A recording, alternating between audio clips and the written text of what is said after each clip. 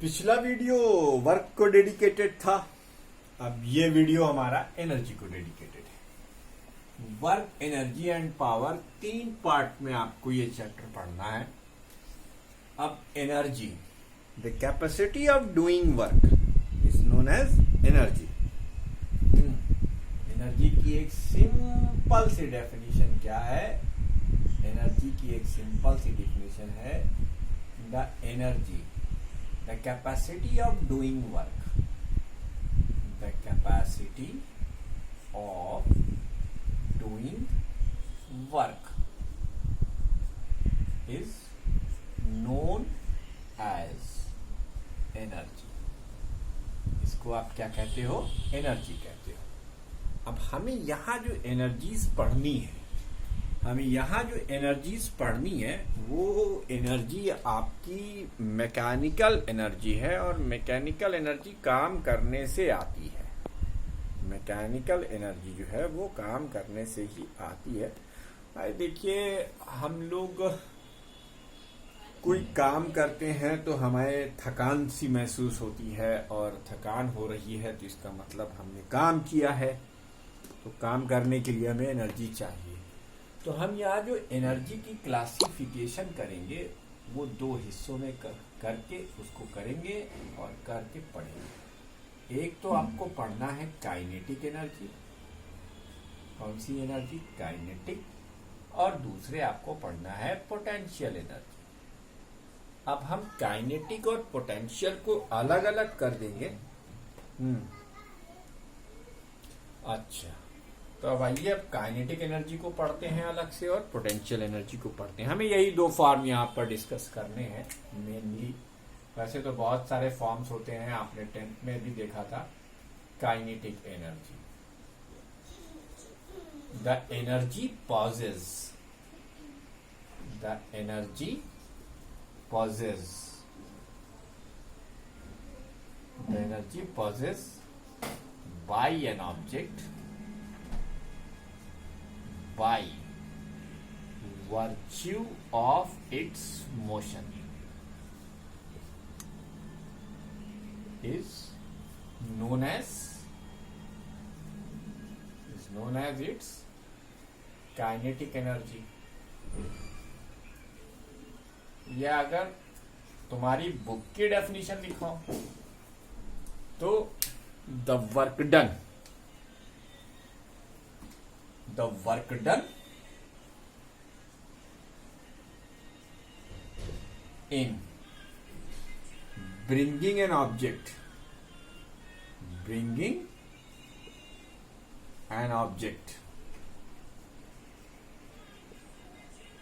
from zero or stationary position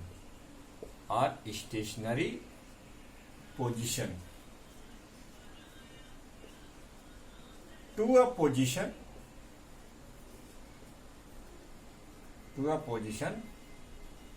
having a finite velocity, is known as kinetic energy, stored in the form of kinetic energy।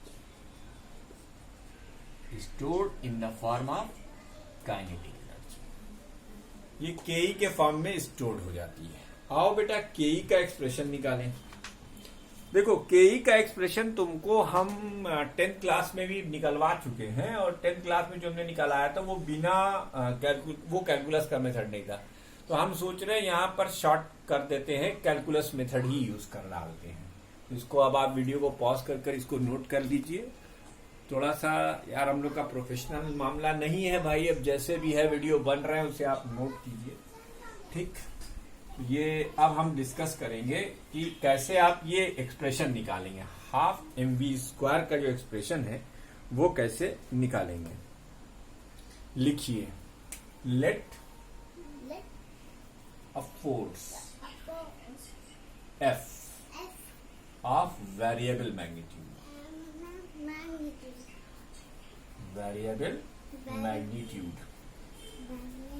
F एक force है जिसका magnitude variable है, ठीक। Variable magnitude है। Act on a body, acts on a body of mass m which is initially at rest, acts on a body of mass m which is initially at rest, which is initially at rest। Initially वो कहां पर थी? Rest पर थी। ठीक, कहो work done, elementary work done. जब हम कैलकुलस का मेथड लगा रहे तो पहले हम स्मॉल वर्क डन निकालेंगे। Elementary work done in moving the object या body, object through a small displacement, through a small displacement या elementary displacement ds, elementary displacement ds। देखो अब इस पर हम एक प्यारा सा फिगर बनाते हैं। कुछ देर के लिए मान लो कि हमने फोर्स यूं लगाया है। अब ये इसकी कोई इंटरमीडिएट पोजीशन है, यानी इसका जो डिस्प्लेसमेंट है वो ds है। ठीक, और ये इसकी फाइनल पोजीशन है। ठीक है, ये इसकी इनिशियल पोजीशन थी और ये इसकी फाइनल पोजीशन है। यहां तक ऑब्जेक्ट आया है। ठीक है, तो एलिमेंट्री वर्क डन का formula, elementary work done, elementary work done का formula dw is equal to F dot ds। बेटा डायग्राम कहता है कि f और ds के बीच का जो एंगल है वो 0 डिग्री है, इसलिए जब डॉट प्रोडक्ट ओपन किया जाएगा तो f ds cos 180 डिग्री लिखा जाएगा और ये हो जाएगा माइनस का f ds, ये dw हो गया। ठीक है, अब f वेरिएबल है, f क्या है? वेरिएबल है। अच्छा देखो, f अभी अगर हम इंटीग्रेट करना भी चाहें तो हम इसे इंटीग्रेट नहीं कर सकते, क्योंकि f ds का कैसा फंक्शन है ये हमें पता नहीं। इसके लिए अब हम एक टेक्निक लगाएंगे। कहो if a is the acceleration of the body, if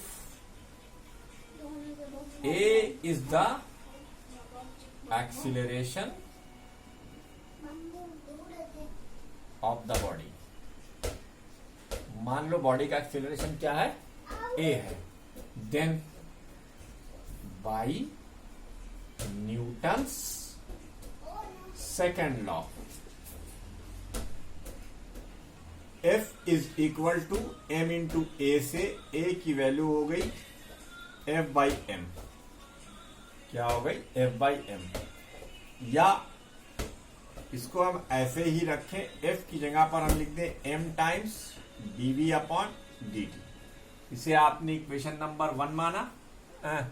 cos 0 degree है भाई, सेम डायरेक्शन में प्लस करेगा साइन, तो f की वैल्यू इसमें सब्स्टिट्यूट कर दो, इक्वेशन 2 से इक्वेशन 1 में रख दो। सब्स्टिट्यूटिंग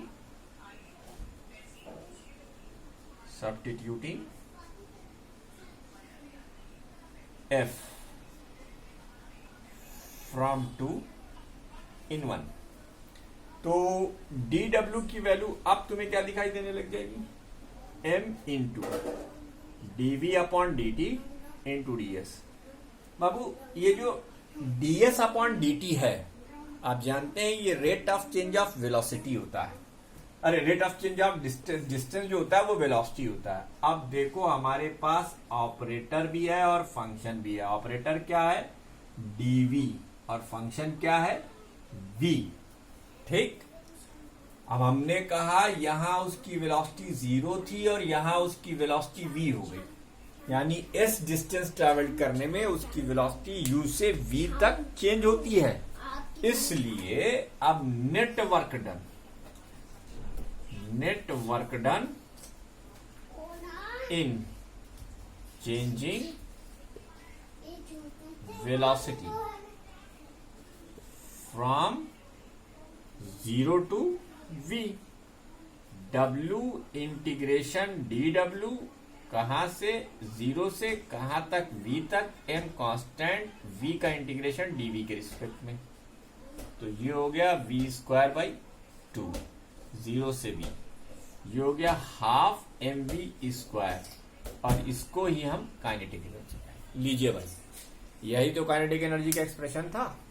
तो यहां हमने कौन से मेथड से लाइन निकाल दिया, कैलकुलस मेथड से। यहां कौन सा मेथड यूज किया हमने, कैलकुलस मेथड। ये है आपका वर्क एनर्जी, सॉरी ये क्या है, काइनेटिक एनर्जी का एक्सप्रेशन है। इसमें एक और इंपॉर्टेंट था, state and prove work energy theorem. State and prove work energy theorem अगला टॉपिक है हमारा, इंपॉर्टेंट टॉपिक है वर्क एनर्जी थ्योरम। ठीक है, वीडियो को पॉज कीजिए, इसे बढ़िया से नोट कीजिए, है ना। और अब हम लोग आगे बढ़ते हैं, नया टॉपिक करते हैं, work energy theorem. Work energy theorem क्या होती है भाई, कि work done is equal to net change in kinetic energy. ठीक है, वर्क एनर्जी थ्योरम ये मैकेनिक्स के ब्रह्मास्त्र के फॉर्म में होता है। जब कोई न्यूमेरिकल आपका किसी भी तरीके से ना निकल रहा हो तो वहां पर एनर्जी का ये तरीका देख लो, हो सकता है कि वर्क एनर्जी थ्योरम लगाने से निकल जाए। ये होता क्या है कि the net work done is equal to, the net work done, ये मेरे लफ्जों में है, the net work done is equal to change in kinetic energy, is equal to change in kinetic energy. यानी W net is equal to delta K, delta K का मतलब के final minus के इनिशियल। के क्या है बेटा, एनर्जी को रिप्रेजेंट कर रहा है। आओ अब काइनेटिक एनर्जी वाले एक्सप्रेशन से ही देखो हम इसको कैसे प्रूव करते हैं। क्या करते हैं, इसको कैसे प्रूव करते हैं, लिखिए consider an object, consider an object of mass m initially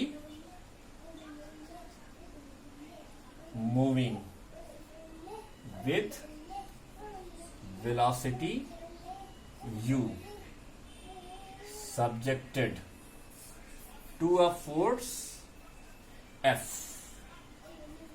subjected to a force F, then elementary work done, elementary work done in small displacement ds। आओ बेटा पहले डायग्राम बनाएंगे, घबराओ मत। डिस्प्लेसमेंट ये याद कर लेना, वर्क एनर्जी थ्योरम इंपॉर्टेंट है ये, बोर्ड में भी और एग्जाम में भी। जो आपके आने वाले एग्जाम्स हैं उसमें भी ये इंपॉर्टेंट है और बोर्ड के लिए भी इंपॉर्टेंट है। State and proof work energy theorem और इस पर आधारित न्यूमेरिकल्स। तो आपने एक फोर्स F लगाया, ये इसकी एलिमेंट्री सिचुएशन है, हमने ये छोटी सी सिचुएशन ds मानी, और फिर ये इसकी फाइनल पोजीशन है। यहां पर इसकी वेलोसिटी u है और यहां पर इसकी वेलोसिटी v है। ठीक है बेटा, अब elementary work done, elementary work done क्या हो जाएगा, एलिमेंट्री वर्क डन, ये जो आपका एलिमेंट्री वर्क डन है ये dw is equal to f dot ds से। आप देख सकते हैं f और ds के बीच में जो एंगल है वो 0 डिग्री का है, तो f ds cos 0 डिग्री, यानी f इंटू ds किया गया। ये आ गई dw की value, f into ds, f into ds आ गई। बिल्कुल घबराने की जरूरत नहीं है। अब by Newton's law, by Newton's law F is equal to m into A, mass into acceleration, बेटा mass into dv by dt। ये हो गया इक्वेशन नंबर 2, ये हो गया इक्वेशन नंबर 1। आप एक काम करें, अब यहां फिर वैल्यू रखें, यहां वैल्यू फिर रखें तो सब्स्टिट्यूटिंग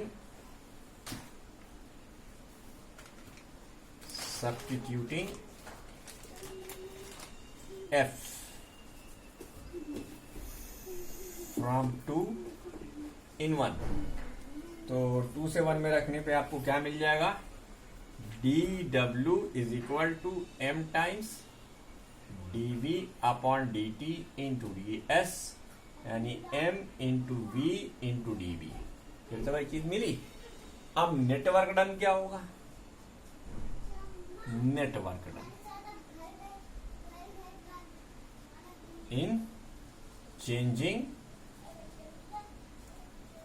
velocity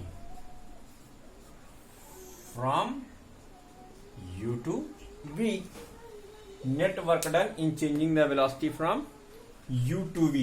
भैया अब तुम उठाओ इसको, इंटीग्रेट कर दो, w is equal to integration dw, कहां से, u से कहां तक, v तक, किसको, v को, किसके रिस्पेक्ट में, dv के।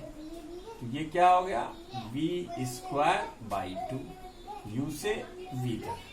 तो w की वैल्यू क्या हो गई, 1/2m हमने लिखा, और ये हमने लिखा v square minus u square. तो ये हो गया half mv square minus half mu square.